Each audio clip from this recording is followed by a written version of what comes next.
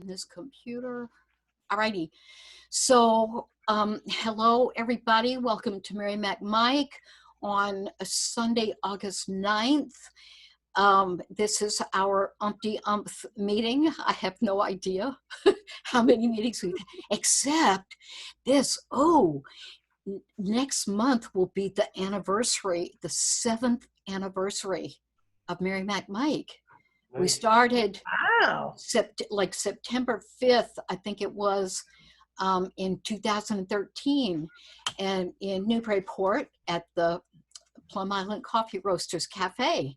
So, all right. Happy birthday, happy anniversary, Merrimack Mic. So, all right, folks. Let's see, I've talked about the situation of the Tibetans, and I have some wonderful poetry, some crazy poetry from some Dalai Lamas of the Tibetans, but I didn't pick one out to read today. So how about if we jump right in and start reading? Tony, are you going to read? Did you change your mind? Are you going to read? Has she gone? I don't see her anymore. Okay, she may have jumped off. You all know, I think, that at 3 o'clock, it's the 22nd annual Tapestry of Voices and Whittier House benefit or poetry reading. And so it's going to happen on Zoom. And like I say, it'll start at 3 o'clock. So we will definitely be finished by then. I don't see any reason why we can't. So who would like to, let's see, Matt, you came in quickly, and Elizabeth, who would like to go first? No? Oh, I'll do it. I'm used to going first. Well, you're the top of the heap. There you go, Matt. Absolutely. All right, Matt Cockerham, please give us your best words. All right. So I may have gotten a little ambitious with my subject matter this month. What started as a musing on chance and risk started looking more like a suggestion of the meaning of life. But judge for yourself. Well, good. Here goes. If anything is possible, then nothing is certain. In the absence of certainty, probability reigns supreme. Who would have guessed that God was running a numbers racket? Luck and its alter ego, fate, would have us believe that nothing we do matters. That's all well and good if you like being a statistic. For life to have meaning, you have to defy the odds. Fly in the face of chance, even if you could fall. Write your story, even if no one might ever read it. Discover for yourself the subtle difference between being an insignificant speck in the universe and being a part of the greatest creation ever known. If nothing is certain, then anything is possible. Very good. Right. Yeah. Whoa. Thank you. Fabulous. When you go for it, you go for it. If you will. Are you sure you didn't listen to one of the talks I listened to, one of the 2 talks I listened to this morning of Matt? Because, which ones were those? You know, it is infinite possibility. That's what it is. You know, you are so right. And anyway, you can think it. You've created it. That's a great piece. Thank you. Thank you, Matt. You know, I've been working on putting together a little chapbook to submit to Tupelo just for grins to see and to see if I could do it. And I wrote a piece the other day. I wasn't I wasn't going to read it today, but I might have to, since from hearing your piece. So if you don't mind, I'll read this. It's called "How Do I Resolve?" How do I resolve the constant conflict, the apparent conflict between our perfection, our unconditional 100% perfection, guaranteed by being, capital B, but so rarely realized, and I mean realized with all capital letters, when surrounded with what we think we see? Should changing your thoughts be as easy as changing your clothes? Maybe even easier. That's not a good simile for me tonight, having just spent 4.5 hours doing laundry, an odious task made worse by procrastinating. Where is the perfection in wearing clothes, then having to wash them before wearing them again? How is cleanliness next to godliness? Is heaven a big laundromat? A few seconds of knowing perfection, however, surely not from clean sheets. How sweet, how delicious, how indescribable. It doesn't make for good poetry, these perfect moments, the realization of our divinity. Impossible to share. I mean, how do you engage, connect, much less enthrall? Now there's an interesting word, enthrall, enslave another person when you are experiencing perfection and they don't begin to understand.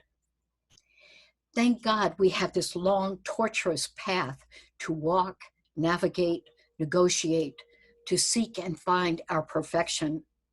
It makes for great inspiration for poetry and time to enjoy the beauties of nature created by you know who. Okay, that's my rant for today.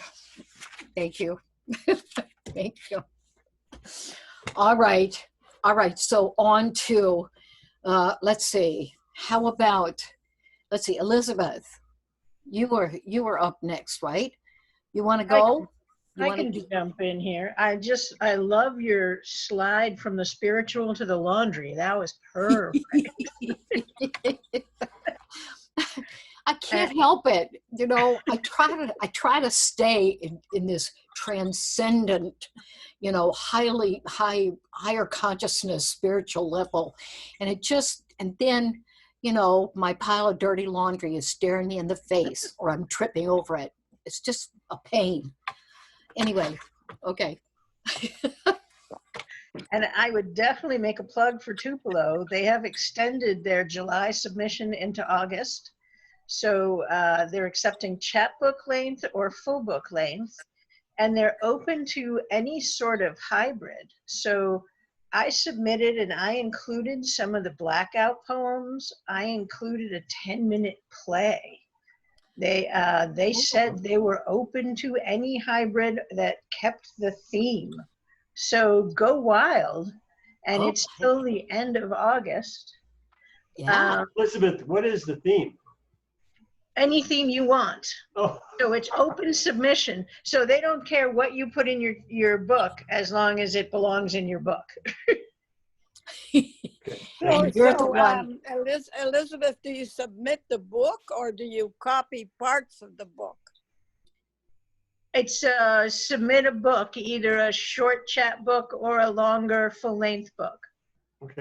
Okay, it's a chat book has to be 28 pages, 28 to 48 pages, I believe. And a full-length book is 48 to 84 pages. And I asked them, I sent an email the other day and I said, what do you consider a page? What format do you want? And one of the readers wrote me back and he said, it's totally up to you. You are the artist. You are creating this. So You know, because I was thinking, well, do I put this on 8.5 by 11 or do I put it on 6 by 9? Because it makes a huge difference in the number of pages, right? So that's all I know. So Okay. can you send us the sites so that we can email them? Nope. No? No. Why? No. Just I mean, I could, but it's just tupelopress.com. What is That's it? Tupelo, like Tupelo, Mississippi, where Elvis was born. tupelopress.com. That's it. Jubilo with a J? I'll put it in the chat In the so, chat. Yes, so please. you can see it. Yeah, would you T please? is in Thomas. T is in Thomas. Upelo. Yeah. Thank you, Bob. Dupilo. UP.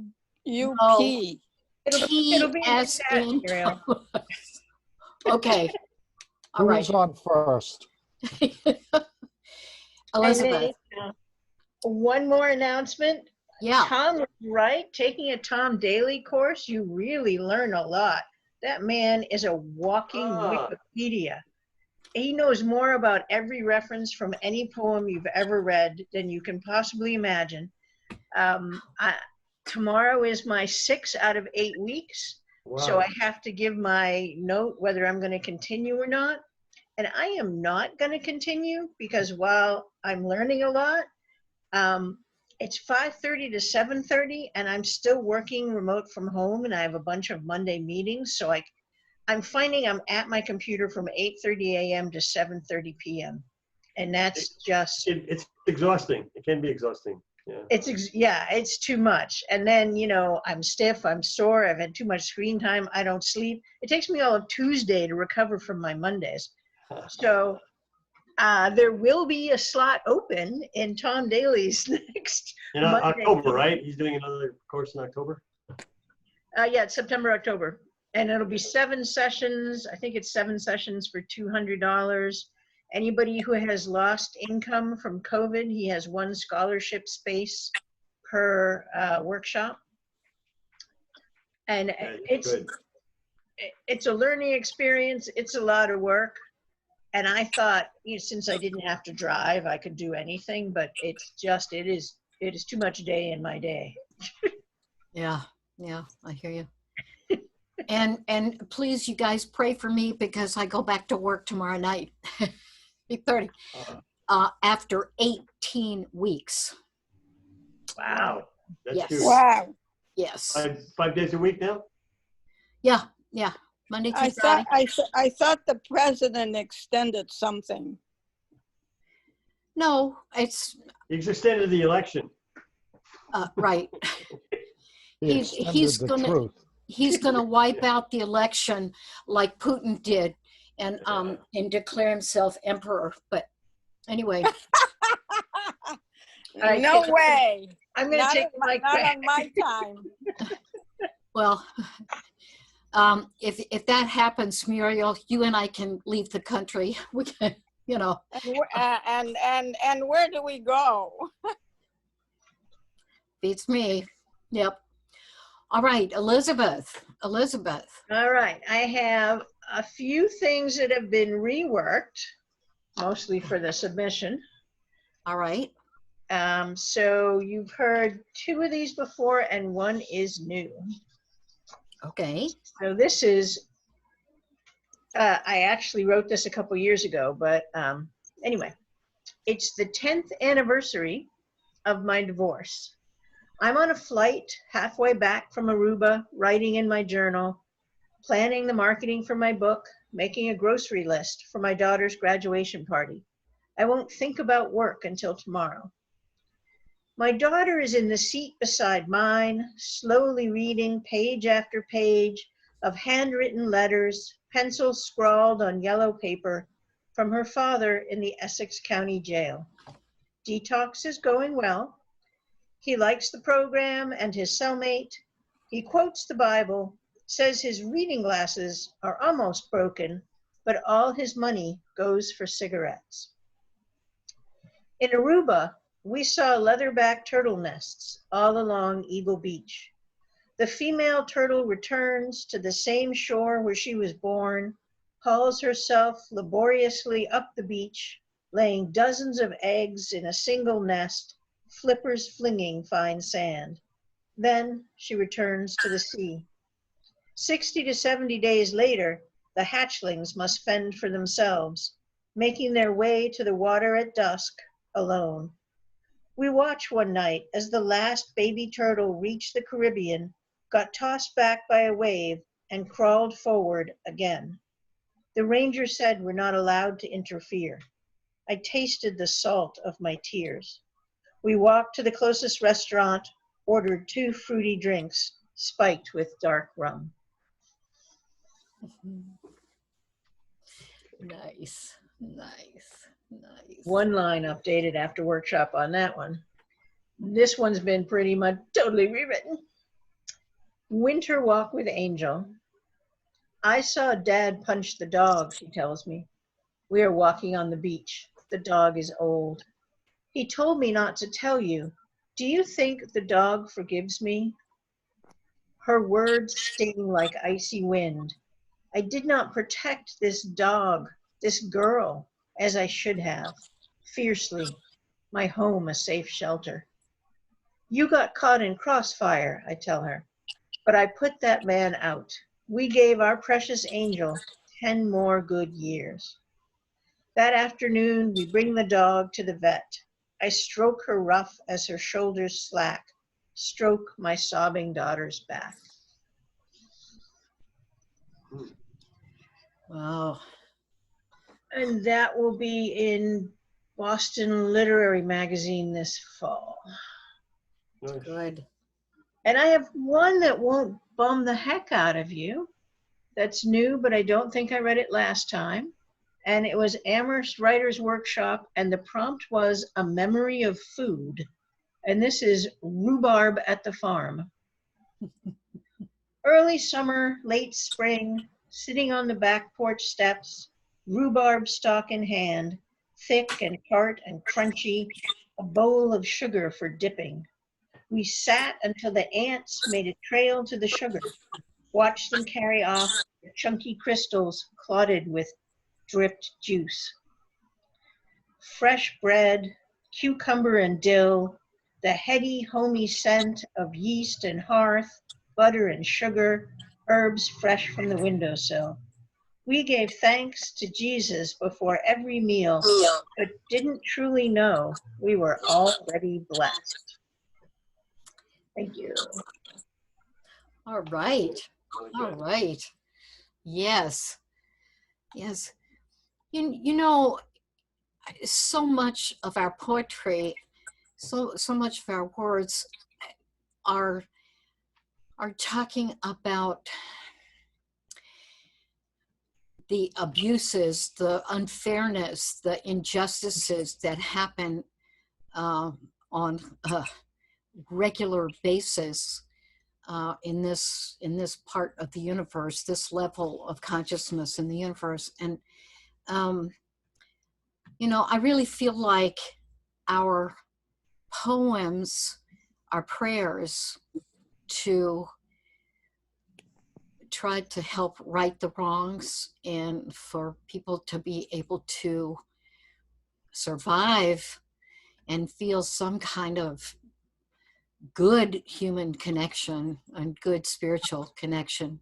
And I don't know, I just really appreciate the everybody's words and your perspectives.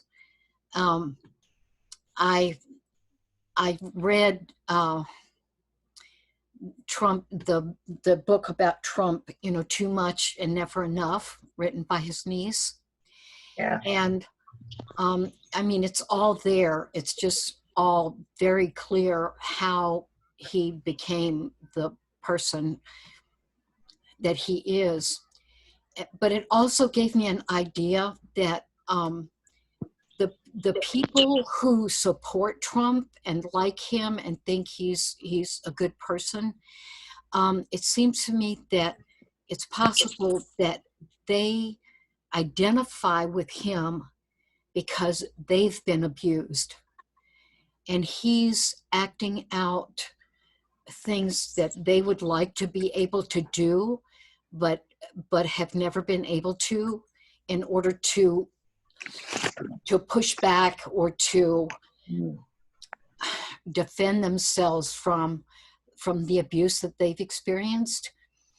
And anyway, I'm just saying this because it's I mean, it's just so clear. It's just so easy to see what happened with him. And anyway, it's given me the opportunity to just have a little compassion for him as a human being. I don't want him to be our president, but anyway, on the human being level, it's really pretty frightening what he had to do to survive. So anyway, you know, thinking about the turtles and the birds and the people and the all the stuff. Anyway, thank you, Elizabeth. Thank you, everybody, for your words. So, okay. Do you have anything else, Elizabeth, that you want to read? I don't have anything else. I have one more announcement. There's a project that's on Facebook, YouTube, Instagram. It's the Scheherazade Project. And I'll look for a link because I'll be darned if I could spell that for you. But it's 101 nights of art and music and poems and stories, the 101 nights up to the election. So it's been going on for 2 weeks, and it comes on live every night at 8. And I have to confess, I don't always remember to be anywhere on electronics every night at 8, but you can get it on YouTube and it will just play the whole series. And last week was devoted to a group of storytellers, and it was just awesome. So if you're looking for some art expression to keep us together, leading towards when we can take some action, it's the Scheherazade Project, 101 Nights. Fabulous. Thank you. Yeah. And that's the kind of thing I'm not going to be able to watch anymore. But anyway, except on the weekends. Okay. Well, you can't watch it live, but you can pick it up anytime. It's on YouTube. Right. Yeah, which is the great thing. Yeah, for sure. All right. Well, so let's see. Okay, Tom, you want to go next? Sure. Okay, great. I'm going to start with an announcement. Yeah. The river barge is back this fall. Yay! Good. I kind of wanted to do it in person, but our host wouldn't allow us, so we're going to do Zooming. I'm going to give you the fall artist series. We're going to start on the 11th. I know that's an auspicious date, but didn't want to do it the Friday before Labor Day weekend. But Sarah Robb, who was going to join us in April, but we got COVIDed out, so she's our guest poet then. This is all Zoom. And then Lee Eric Friedman, who's from Swampscott. He's been doing an open mic there for 16 years, and he knows Richard Smith in particular. I wasn't that familiar with his work, but I looked at some of it online, so he's there. And then our own Bob Whalen is going to be our guest in November. All right. Lee is going to be in October. So the poster will be out. You'll get it next week. So we're delighted to be back. Yay! Zooming is okay. So anyway, like everyone, I've been surviving these months, and I'm going to read a selection of short stuff, haiku, that I've been doing with a friend of mine who's coming out with a book, Byron Petrotsky, who Isabel was very kind to talk to about how to self-publish a book. There's actually, I think there's 4 of us in there. There's 31 days in the month of May. I think I did a haiku for 25 of those. I'm pretty consistent about that number for July and so far in August. So I'm going to start with one of the first ones from May, around the 7th. And, the haiku is the 5-7-5 rhythm. Madness strikes us all. Now time for the king to fall. May we all stand tall. And then later in May, I don't have to give you the date. The first line of this is, Minneapolis, ugly mirror of US, our history bites back. Good, good. Could you, Tom, could you read these twice? Just, because they're short and just to Oh, sure, okay. sink in a little bit. That would be great. I'd like that. The first one was first full week of May. Madness strikes us all. Now time for the king to fall. May we all stand tall. Yes, yes. And then later in the month, Minneapolis, ugly mirror of US, our history bites back. Yes, yes, good. I'm going to move to, this is early July, first day of July. Mix of clouds and rain, no 2 days ever the same. Remember their names. I'll do it a second time. Mix of clouds and rain, no 2 days ever the same. Remember their names. And then the second day of July, I mix it on. It's not all political. I mean, I have some of the sort of the heart of haiku, the nature. But the second one was, I'm sorry. Toddler in chief asks why people don't love me. Will a mask get votes? You don't need to hear that again. I love read read that again. Read that again. Okay. Toddler in chief asks, why people don't love me? Will a mask get votes? And then as we head to the second week of July, sultry is my thought. Why do crooks like Roger Stone avoid being caught? Okay. I don't need to retweet you. I'm going to just go to the next one, okay? The next day, you remember this is a dry spell. Parsimonious, sparse water chokes our dry earth, as done to George Floyd.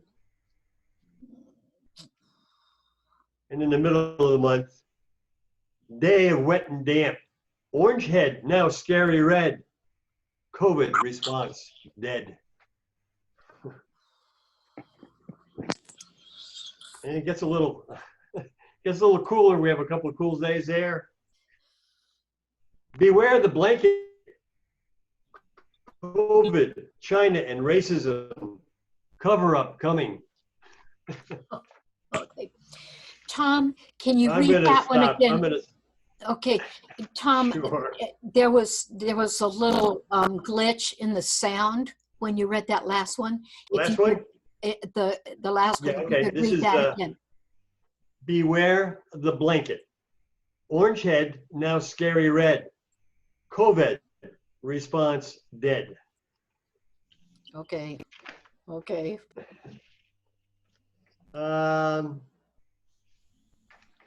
Let's see. I'm going to read one more. This is near the end of July.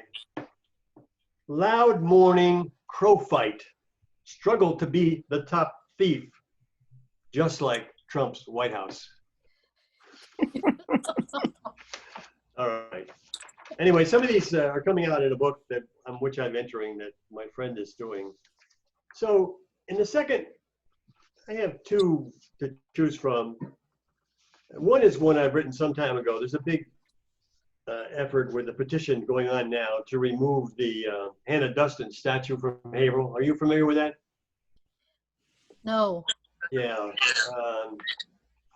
There's a long story about the Hannah Duston. It's not the one I'm going to read to you, but basically some believe it's the first statue of a woman in North America. Native Americans, of course, disagree with that. It's not the one I'm going to read, because Elizabeth this year, I'm going to read something that's a little bit totally off the track, where it all hangs out. So Elizabeth, you're getting this. I recently have made the decision to inter my mother's ashes, which I've been keeping in a marble urn in my house for 12 years, in a mausoleum here. What do you, I mean, it get passed around here and there and there. Next thing you know, 3 generations later, it's like, we got these 3 marble urns. What the hell do we do with these? So, and then because I'm in an occasional monthly workshop with Alfred Nicole, he asked people to think about a poem by, I think it was Thomas Hardy, about speaking to the dead and dying. And like many, I come from a background of divorced parents who never should have been, but if they weren't, then I wouldn't be. So, in fact, when I came back from overseas years ago from the Peace Corps, there was a new divorce procedure which just came out called no fault divorce. They didn't have to sue each other. So I negotiated their divorce. This is not about that, but he died several years. So this is called Dead Dialogue. It's been wonderful not seeing you all these years. Such joy. No thoughts of you and no tears. I hated living together, you always on my mind, and with children I was forced to be kind. You were such a snooty bitch, ignoring me and living with dreams I'd make you rich.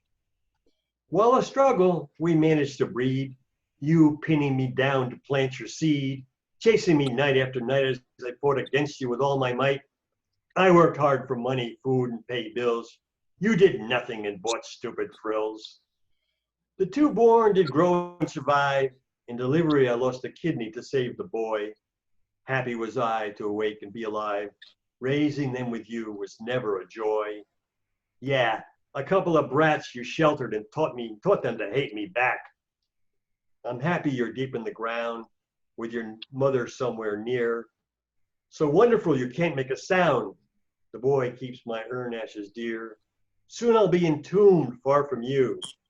It's been wonderful not seeing you all these years. Oh, wow. All right. Oh, that's awesome. Thanks. Tell Need us to how get you this really out feel, there? Tom. Yeah, yeah. Tell us how you really feel. That's great. Oh my gosh. Oh my gosh. Yeah. Well, this no fault divorce thing. Yeah, it sure saved me a lot of money. Yeah. Yeah, I mean, years ago, somebody had to sue somebody, and the only winners were the lawyers. Right. Of And course. Yeah. the no fault divorce in New York State, you just paid the filing fee and it was over. Exactly. Exactly. Mark Twain said that a lawyer came to town and he was having a really difficult time. And then another lawyer moved in and they're both doing fine. I like that. That's good. Oh my gosh. Oh my gosh. Well, let's see. I was just thinking, I've had 1 in Colorado, 1 in Arizona, and 2 in California. They were all, no fault. So it was pretty painless. Oh my goodness. Isabel, Oh, did you say you had 4 divorces? yeah. Really? Boy, you really don't learn, do you? I can be pretty slow. Yeah, I can be pretty slow. Despite I'd say the my reverse. I'd say IQ. you've learned a great deal. Yeah. You learned how to get out. I think that's pretty wise. Yeah. Oh God. Oh God. Yep. Yep. Yeah. I've written several pieces about. Actually, I haven't written a piece about my second husband. I don't think. I need to do that. The others, yes, I have, but anyway, yeah, interesting. Well, so, oh, Mark, it's good to Yeah. see you. Welcome. Yes. Thanks. Um, Yes, would you like to read something? I do.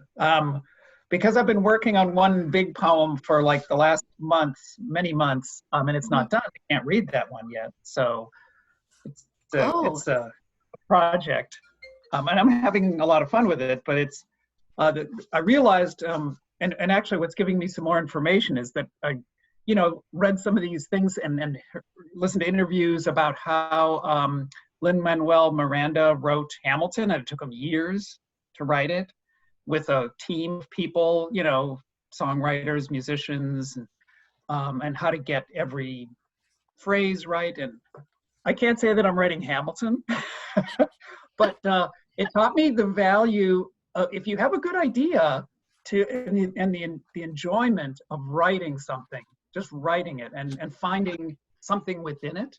So anyway, that's what's going on, and it's like I said, not ready to. It's not done yet.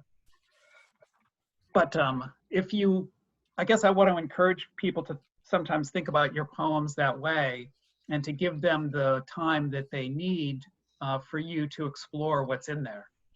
So, okay. But I found this one, and I don't know if somebody shared this on Facebook, and so I was really happy to find it. I think it was, oh gosh, I can't remember her name, Martelli, Jennifer Martelli. Am I getting the name right? Jennifer Kalala Martelli? That's your name. That's her? Okay. Yeah. And I've seen her at a couple of poetry events, and she's an excellent poet, and she shared this one, and I thought it was just great. It's called Sanctuary by Donica Kelly. The tide pool crumples like a woman into the smallest version of herself, bleeding onto whatever touches her. The ocean, I mean, not a woman, filled with plastic lace and closer to the vanishing point. Something brown breaks the surface, human, maybe, or a hand or foot, or an island of trash. But no, it's just a garden of kelp, a wildlife. This is a prayer like the sea urchin is a prayer, like the sea star is a prayer, like the otter and cucumber, as if I know what prayer means. I call this the difficulty of the non-believer, or put another way, waking every morning without a God. How to understand then what deserves rescue and what deserves to suffer? Who, or should I say what, must be sheltered and what abandoned? Who? I might ask you to imagine a young girl, no older than 10, but also no younger, on a field trip to a rescue. Can you see her? She is led to the gates that separate the wounded sea lions from their home and the class. How the girl wishes this measure of salvation for herself, to claim her own barking voice, to revel in her own scent and sleek brown body, her fingers woven into the cyclone fence. Wow. Isn't that good? Who yeah. is that by again? That's by Donica Kelly, Donika Kelly. It's called Sanctuary. So, Wow. Yeah. It's completely different than the way that I write poetry. That's also why I liked it, because it's just like, Yep. Yep. Variety, the spice, yeah. yes, of life. So what about something? Do you have something of your own you want to read? I could read something a little older, you know. Well, who's counting? We're all a little older here. Hold on. Yeah, since last month. Okay, let me go back. Oh, I had the joy of reading this at church one time, and because that's what it's about. Cool. Yeah, here we go. Church hour. This 1 hour, this view from the center, a feeling of movement all around, but here, this calm center, around which everything pivots. The center holds, the center of this wheel, the center of this week. I feel it now, centripetal force now, not the common opposite. Here, things don't fly apart, they come together, like the sun with his careful hold on those wanderers in the far sky. He holds, she holds, the spirit holds. This calming center, such jovial gravity, fills and holds this quiet center, all at once, joyous, brimming, bursting, buzzing, glowing, swelling, soaring, singing, joyous together. Nice, nice. I like the joy stuff. Yeah, yeah. But you know what? Speaking of the joy stuff, I've made it through David Davis's last book, A Market Town, and I went through it slowly, and you know, there's really, I mean, it kind of hurts me to say this, but there's an undertone throughout that book of well, of death, negative, you know, impending death. And it made me think of one of the first times, well, I think the only time I ever met his wife. It was at the celebration of Robert Frost, like 3 years ago, I think, at the Old South Church in Newburyport. And his wife was standing at the book table, and anyway, David introduced me to her, and so and there was something about the way he introduced her to me, or something that, I mean, almost since the first time I met David, there's been this, it's like he was carrying around with him in his aura his impending death. And I just kind of realized it recently, and it was like, David, don't go there, you know. And I was hoping that the joy poems would get him out of that for a while. Maybe it did, maybe it didn't, but anyway, the book is wonderful. I mean, it's it's intense. It's anyway, kind of hard. Thank you, Mark. Thank you. And I'd like to I don't know if I've ever read this to you guys or not, but this is about a guy that I did not marry, but I've sort of had regrets that I didn't. Okay. Muriel, you're right. You know, I can be a really slow learner. Yeah. You know, what can I say? Well, I mean, Isabel, why did you marry them? You could have lived with them. Oh, I did that too. I did that with my daughter's father. I wasn't, there was no way I was going to marry him. But the split up was much worse than any of the no-fault divorces. It was horrible, horrible. We both. Oh, I'm so sorry to hear that. Yeah, Yeah. me too. Yeah, me too. It wasn't fun. So, okay, this one is called Not Bad Enough. Some people thought I was a sweet 15. Maybe they didn't know I'd already been kissed. I was still awfully young. He was 21, frighteningly old, which turned out to be the operable word, frightening. A stepson of DuPont. Yep, you heard me right. But a sweet guy, soft-spoken, gentle, glasses, and played guitar. Several guitars, in fact. He also drove an El Camino and a Ranchero. The El Camino was my first choice. I cannot remember how we met.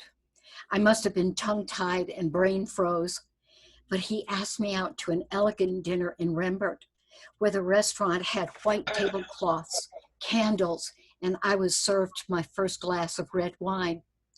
He couldn't have known what a mistake that was. Before that even, he brought me candy and flowers. It freaked me out. My mother hardly said a word, a noteworthy omission. I went to his house a couple of times to listen to him play and saw stacks of oriental carpets. Yes, several, on top of each other, on top of the wall to wall, like soft, fuzzy pyramids. He liked me, I could tell. I liked him, maybe not as well. He had another girlfriend, her mother, the kind that made sure her daughter was gonna marry up. Her dad worked for DuPont. She was a little older than me, a nice, popular girl, a cheerleader, homecoming queen. I was smarter, wilder, and my mother didn't manipulate each date, surprisingly. I wore mascara. She put Vaseline on her eyelashes. Eye rolls here. Blonde haired and blue eyed to my brown hair and green eyes. I have wondered over the years if we would have made a good couple. I think we could have if I hadn't been so scared and if I could have taken on such an adversary. They eventually got married. Did he capitulate? And they eventually divorced. I've seen him once or twice in the last 11 years, and he looked the same. I think he became a geriatric nurse or nurse practitioner. I hope she finally got away from her mother, but maybe it didn't matter. I played House of the Rising Sun at a church basement gig in West Helena, Arkansas once with Sarah Lee on the jumbo Gibson he gave me.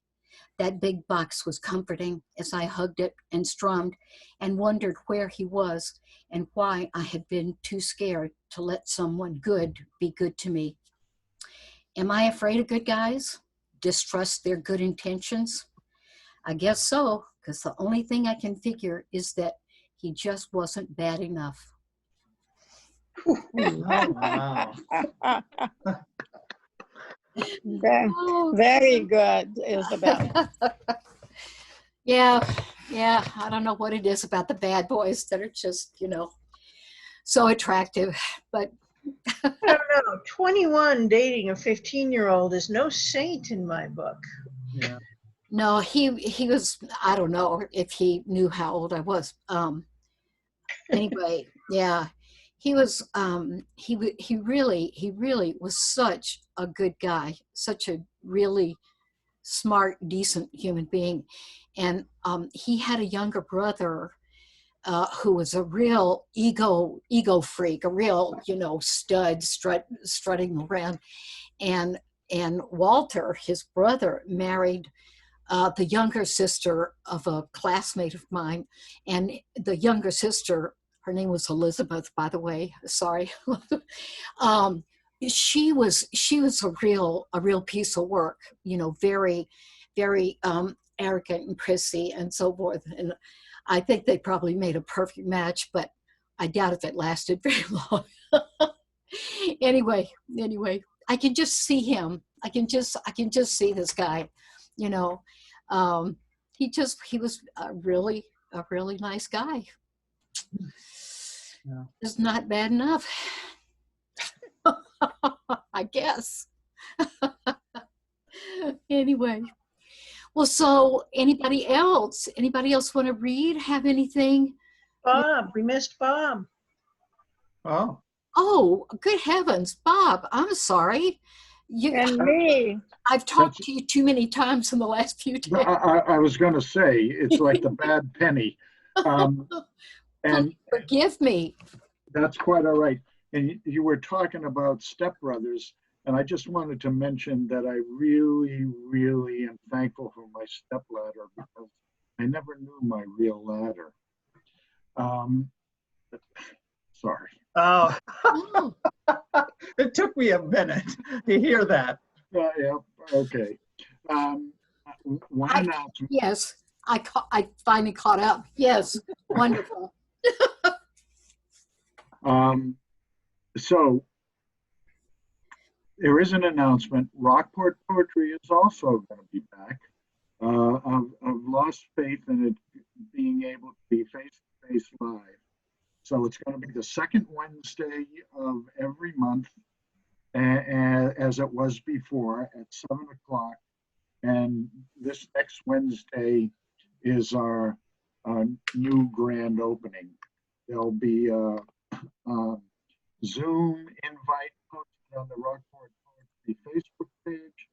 I'll be sending it out on the mailing list that I have, which is rather extensive. If you would like to come, please. And you can email rockportpoetry@gmail.com and I'll make sure you get an announcement, okay? I've got 3 today. 2 of mine, which will sandwich a poem by Tyemba Jess. So this first one is a little fun, and it's called Unmasked. I ask him, please would you wear a mask? He responds to me, no, I have my right. Then I to him, I want no fight. He says, masking my face is a tedious task. What happens if we all unmask? I question and hope for some insight. Then we'll be done with foolish fright. In his intellect we are free to bask. But many folks will surely die. You've got no concern for human life? He says, you just believe a lie. Fake news intent on needless strife. I realize then I must say goodbye. Discourse is hopeless with this guy.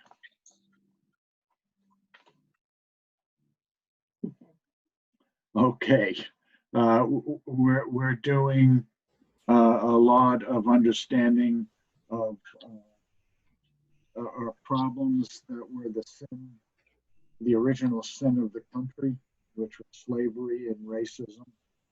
And so Tyemba James won the Pulitzer Prize in 2017. This is his book. I don't know if you can see it. It's Olio. You may be familiar with it. It's intense. It's about Black history, true, a minstrel show that journeys through Black musicians all the way into the 20th century. And some of the poems are so ingenious, you can read them diagonally, either from down to up, sideways, left to right, or right to left, and so on. It's just brilliant. And so Leadbelly was a blues guitarist, and he was imprisoned, and he got out in 1935, and he was accepted back by a woman that was his woman, let's say, Martha Promise. And this is Martha Promise receives Leadbelly, 1935. When your man comes home from prison, when he comes back like a wound, and you are the stitch, when he comes back with pennies in his pocket and prayer fresh on his lips, you got to wash him down first. You got to have the wild reed and the tree bark boiled and calmed, waiting for his skin like a shining baptism, back into what he was before gun barrels and bars chewed their claim in his hide and spit him, stumbling backwards into screaming sunlight. You got to scrub loose the jail time finger smears from ashy skin, lather down the cuff marks from ankle and wrist, rinse solitary stench loose from his hair, scrape purse and confession from the welted and the smooth, the hard and the soft, the furrowed and the lax. You've got to hold him tight, that Shadrach's face, between your palms. Take crease and lid and lip and brow and rinse slow with river water. And when he opens his eyes, you tell him, calm and sure how a woman birthed him back whole again.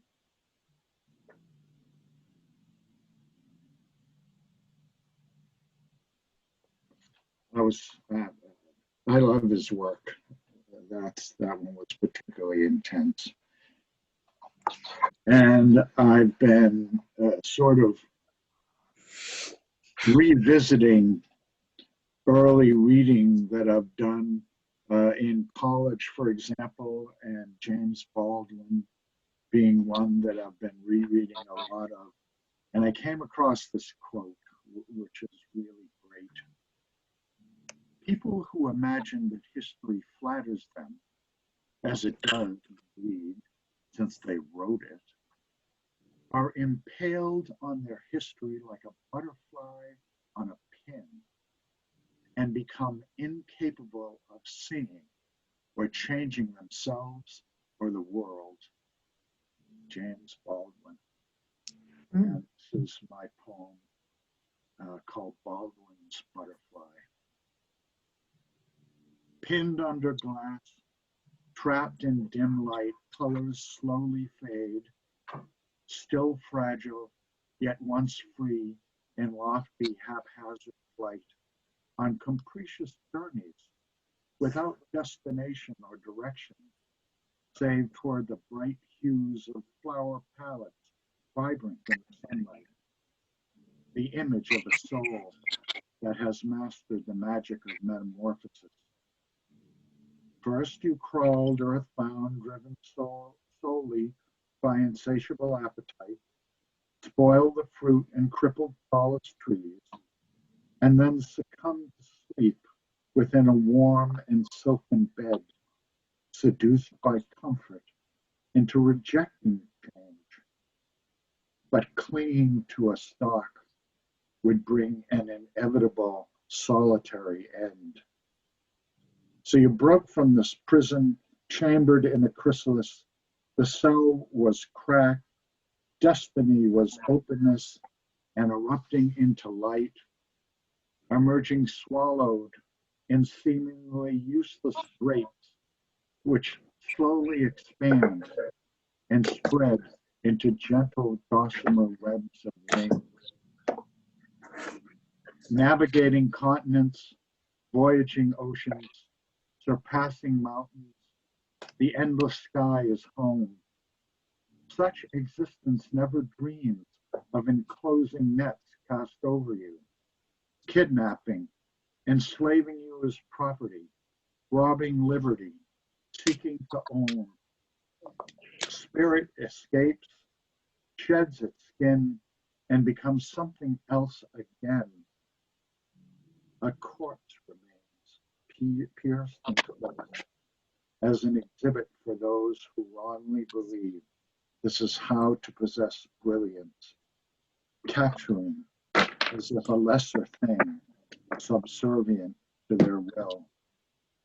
The result is now they are impaled, trapped in an impotent cocoon of history, spun to contain a perpetual past dormant in arrogance, incapable of seeing, dimly aware they have fed themselves on lies, powerless to release the shackles of incoherence, suffering, never changing themselves or the world, unable to sense the whisper of delicate randomness, only feeling the loss of being touched by the untouchable.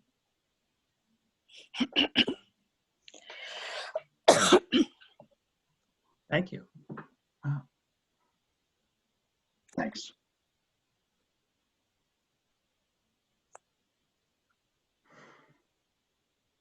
Well, Isabel, you're off. You're on mute, Isabel. Yeah, I put myself on mute because there was your connection was a little bit warbly, Bob. So I was hoping it would help to, have one more muted. And yeah, there was background noise on mine. There must have been a mic open somewhere Yeah. Tom, I'm sorry I didn't see you waiting. I need to fix my hosting so that whenever anybody comes in, they're automatically admitted. So I don't know how to do that yet, but I'll figure it out. I'm sorry I missed you. Yeah. Hey, Oh, the tech gods take over and they control the route here. So yeah. Yeah, good stuff, Bob. Really good stuff. Yeah, and good for you for starting up the Rockport open mic again. That'll be good. Yeah. Muriel. Yes, ma'am. You haven't read yet. No, I haven't. Are you going to? Yep. Okay, good. Okay, so this is my first poem. It's called Your Hand. I found a note written by my late husband many moons ago. It said, when I reach out to touch your hand, it is not to see if you are still there. It is to see if you are for real, not just a dream. I remember dancing with him at the subway station while waiting for the train. Now I am holding hands with a new man as I walk along the seashore.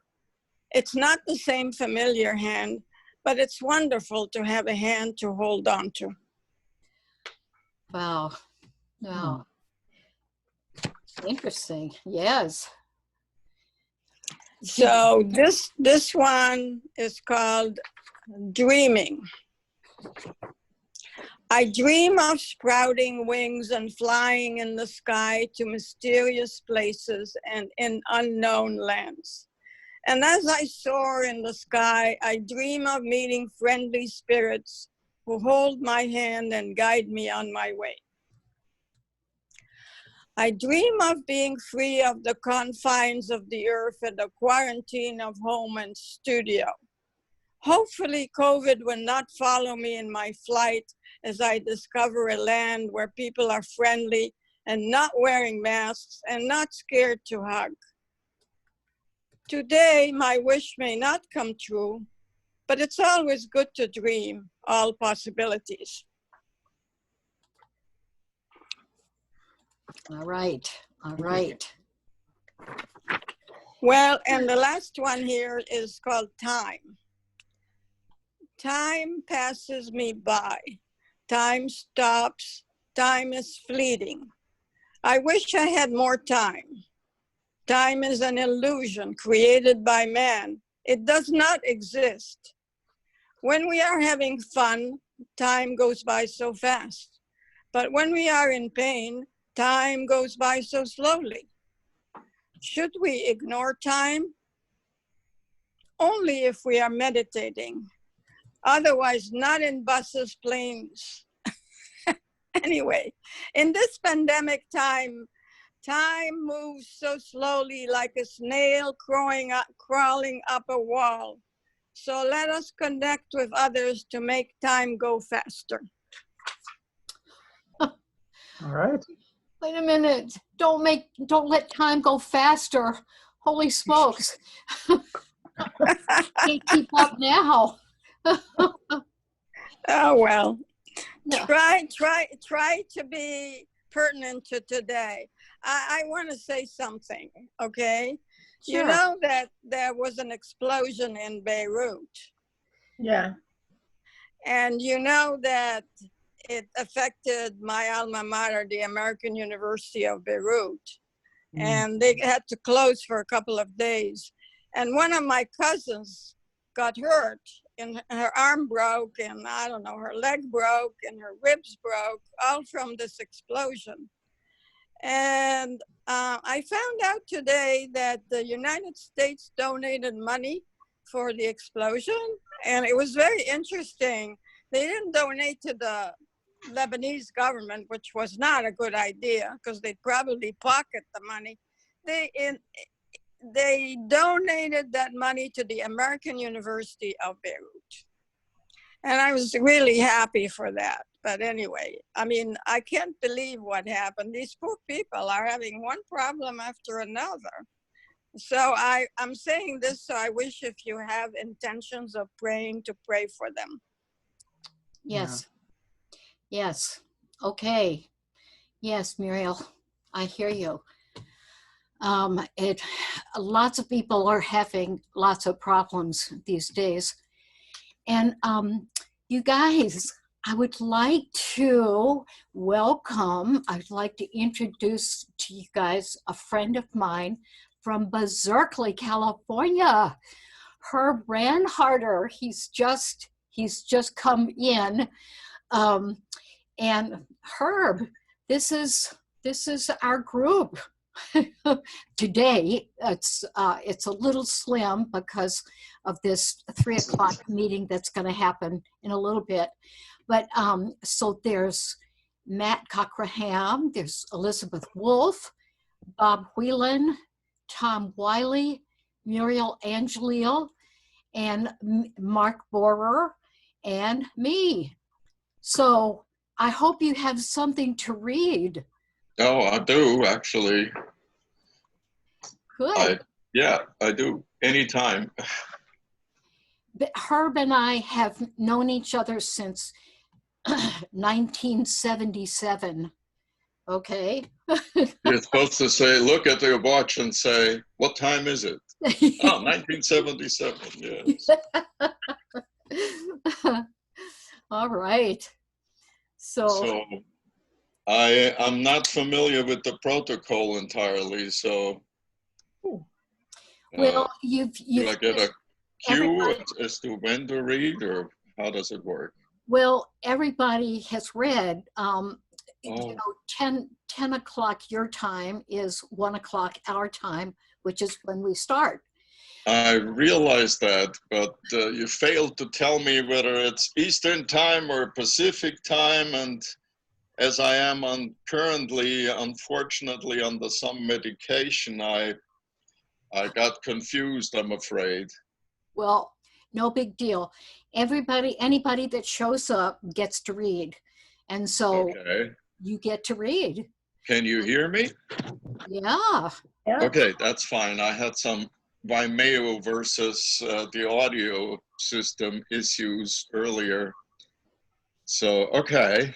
Well, I would like to read you a 2-pager here having to do with the history of pouring beer into a piano. Perfect. That sounds perfect.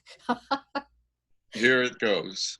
Pouring beer into a piano, sacrilege. I would argue, though, that all legends have a modicum of truth at their core. What is the root of the old spaghetti western cliche of pouring beer into a honky-tonk piano? Now, it's reasonably a well-known fact that a good concert piano must be kept at even keel with all atmospheric environments that threaten to distort, detune, or otherwise alter its blissful state of pristine dimensional stability for the sake of consistent, rich sound. It is to this end that after each performance, a person endowed with special skills and awareness of environments has their way with an abused piano as he applies a modicum of liquid into the piano with a watering implement. While this activity fills the less familiar observer with absolute horror, it is a necessity. At the same token, it comes as no surprise that assorted dilettantes, i.e. anyone with a bucket or some such, will willfully or inadvertently abuse this activity in the service of their own particular ends. I think it was a stroke of marketing genius on part of the Steinway Piano Company to add a drain hole complete with a stopper and a hose attachment to their concert pianos, just in case. A brilliant thought in piano engineering, especially in view of the California piano sales. You must keep in mind that in California, the roofing and waterproofing industry still hasn't come to grips with roofing versus the rainy season. Roof leaks are responsible for much of the damage that results to left open concert pianos. Alas,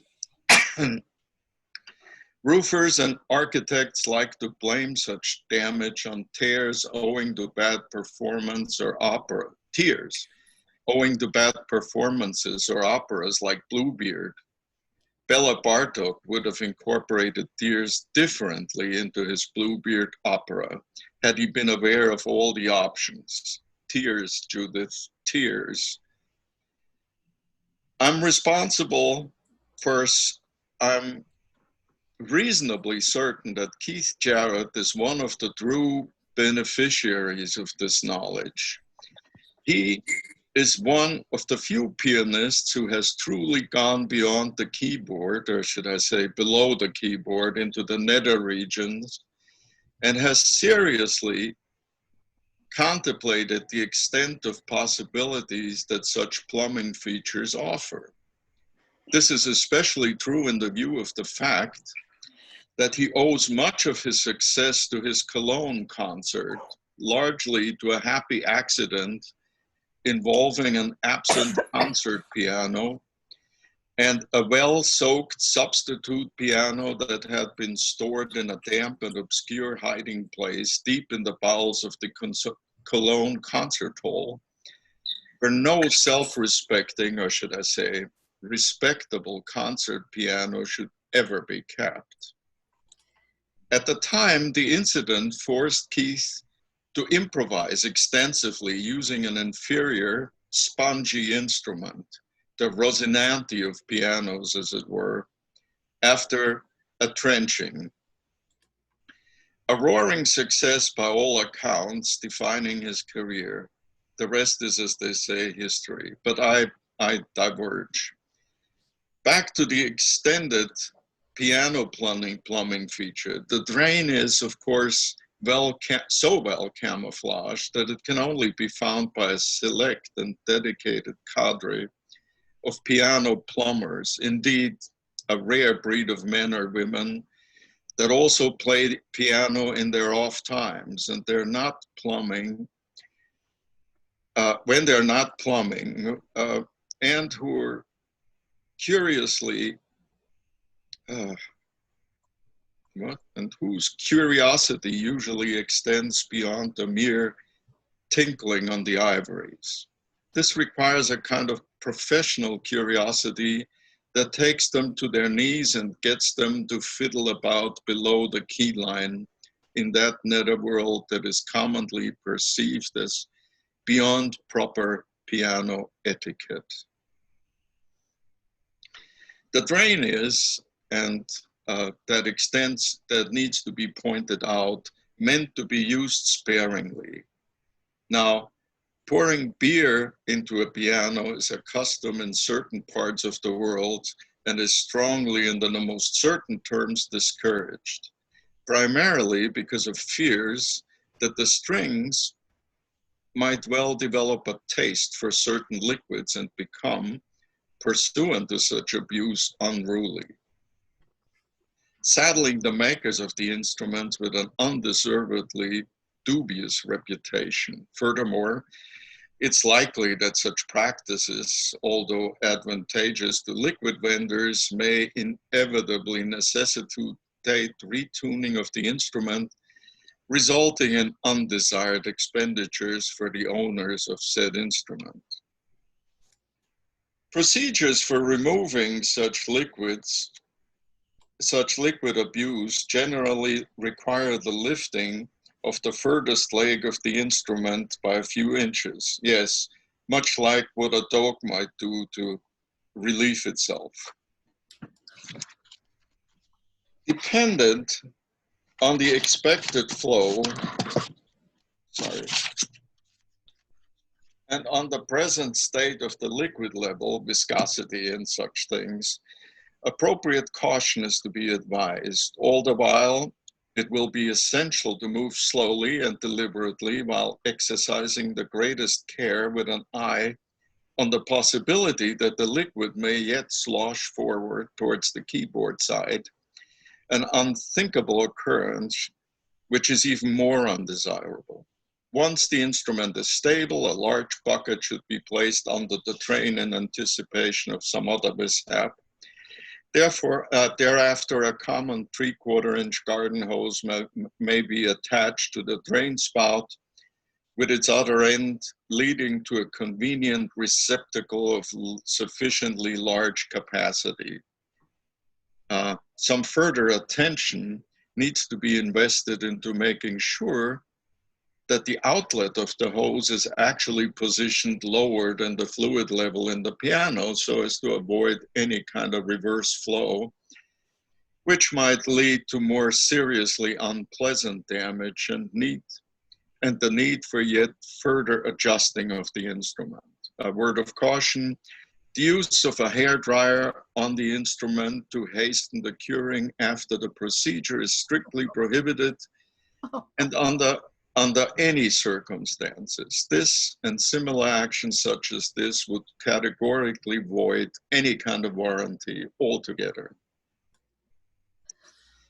The greatest of care has, of course, been afforded by the manufacturing, marking the instrument waterproof by making the instrument waterproof by using all the appropriate lacquers and state-of-the-art water sealants.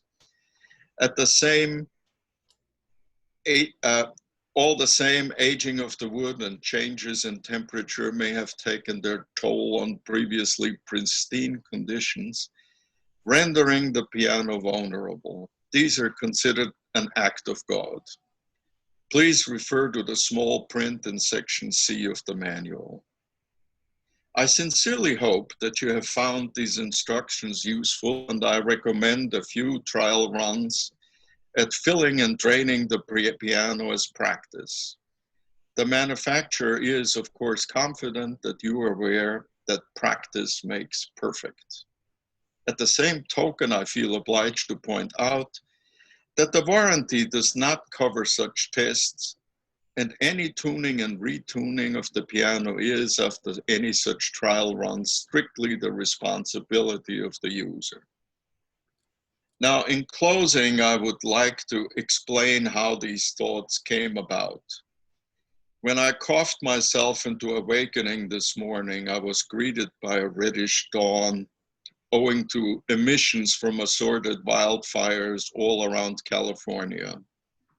The twilight eventually spilled her colors onto the floor, mixed her spectra into a hazy composite of near white, as in reflecting from a blank page. A blank sheet of paper sprang to mind, which I quickly procured. The harvest of near insomnia. Memories, thoughts, and ideas that have festered all night in my half-wake twilight between trips to the porcelain were aching to be written down quickly to avoid being forgotten, and yet they probably should be forgotten on account of their apparent pointlessness. In these moments, my every latent thought feverishly attempts to escape from my consciousness. A certain residual clarity nonetheless emerges, while coupled with an ample bouquet of hazy thoughts that arise while writing things down. Amidst this twilight haze, while committing thoughts to paper, one suddenly realizes that the old piano music has already come to a screeching halt, as many new concert pianos have gathered all around like a wagon bird.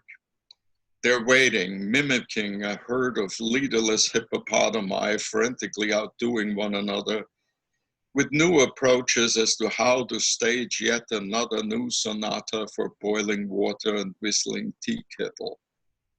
One that is to be formed by entirely too many instruments to be hoisted at the viewers, or used to be customers, via YouTube and Zoom.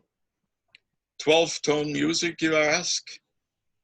Yes, but are more notes yet for more people really the answer, or is it simple notes for simple people to make way for a new form of escape? Either way, the time has come to prepare for tears. Thank you. Oh God, Herb, I should have warned you that you probably lost most of us along the way. Usually it's 5 to 7 minutes is the, Oh, is how the long did that take? I don't know, but it was pretty long. Obviously Luckily, too long. Oh, the story of my life, even as a young one, they no, always but told me, you're too long. I'm just so glad that I don't have those kinds of plumbing problems. Thank, Yeah. thank God I don't have those kinds of plumbing problems. But of course, I gave up my, grand piano when I left home. It really belonged to my sister anyway. But Herb, your mind is just a marvel in itself. And seriously, no, thank you. Thank you for reading. Well, I do have shorter pieces usually. I didn't know what the protocol really was. Right. And I have to apologize. The reason I chose plumbing at the moment was because I have a serious problem with my plumbing that Oh may no. require surgery this afternoon. So, Oh no. No, and no. that's why I came in late. And anyway, the story just avalanches. Yeah, listen, no. Thank you. And I'm glad you finally made it in to one of the meetings. Yes, the emails that I send out, of course, are all to people on the East Coast. So when I Yes, say yes. 1 p.m., it just, you're the you're the most, I think you're the most international guest we've had um, in several years. We did Well, have I'm some, flattered, I'm certain.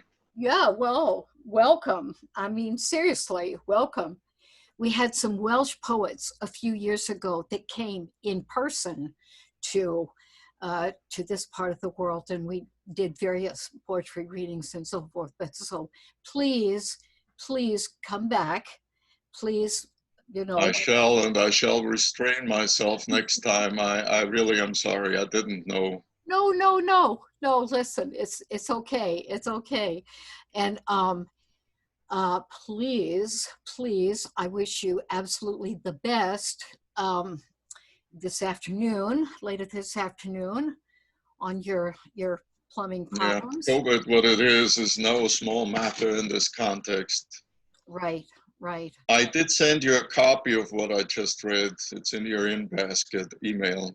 Yeah, yeah. Thank you. I'll read it over too, also, and so this may get aired on public TV and so forth, our local community media in Massachusetts. So, Well, I have you know that I have a copyright notice tattooed right on my buns.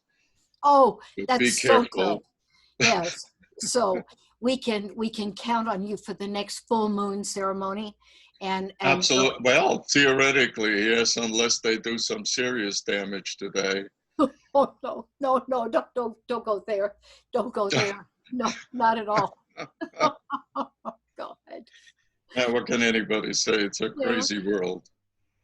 Well, listen, I am going to end the meeting now because usually I wouldn't, but there's this big Whittier, John Greenleaf Whittier 22nd annual Tapestry of Voices poetry reading that's going to start in 19 minutes. And I Okay. think most of us are going to jump over to that. So listen, all the best. Please come back. And it's so good to see you and hear Well, you. just to round things out at the end, you lucked out with this reading. I was going to read you the story of Moses coming to Ellis Island and having trouble with the immigration officers. So, long story short. Well, it's a pleasure meeting you all. I hope to see you all again. And I shall confirm next time. Okay. Although I find it really hard to do things like that. No, but I mean, the thing is that you didn't get to hear what, what the rest of us read, but so next time. Yes. All right. All the Okay. best. Give Kathy my And- very best. And good luck with your procedure. Oh, thank you. Mm. Yes, we can. Don't waste all your beer on the piano. Yes, I shall not, although I'm not allowed to drink any at the moment, so. Okay. Uh, Well, I'm yes. sure someone might crawl underneath the piano and help you out, so. Right, I'm in the sorry, I nether got- regions. I got- Okay, I- I'm departing. I'm getting Thank you. ridiculous, so I'm gonna say goodbye. Okay. Bye-bye. Bye, everybody. Thank you. Good to see everyone. Yeah, Herb is Viennese. He's originally from Vienna, and he married a Berkeley girl years ago, they met when she was touring Europe one summer when she was going to Berkeley. But so anyway, he's an incredible artist, draftsman, and his mind is so creative, and he's horrible puns. Anyway, so anyway, thanks you guys. And Yeah. so all the best. Namaste to everybody, and Namaste. all best words always. Thanks. All Thanks, right. Isabel. All right. Thanks, Get Isabel. up and stretch if you're going to do the marathon. Ciao. Okay. All right.